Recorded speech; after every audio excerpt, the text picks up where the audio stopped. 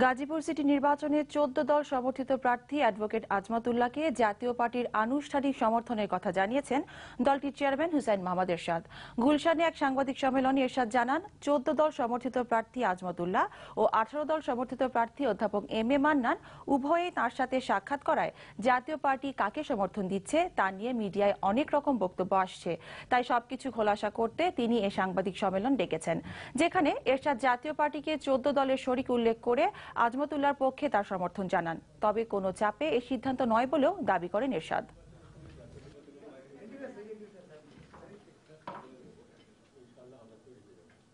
মহাজোটের সমর্থিত প্রার্থী আজমাতুল্লাহ সাহেব আমার বাসায় এসেছিলেন, আমি দোয়া করেছি।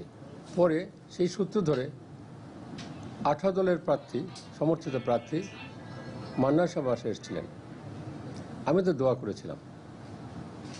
তো বেরোনোর পর উনি বলেছেন আমি নাকি সমর্থন করেছি, কথাটা সত্য নয়। আমি এখন মহাজোটে আছি, মহাজোট সমর্থিত প্রার্থী আজমাতুল্লাহ, তাকে আমি সমর্থন করছি।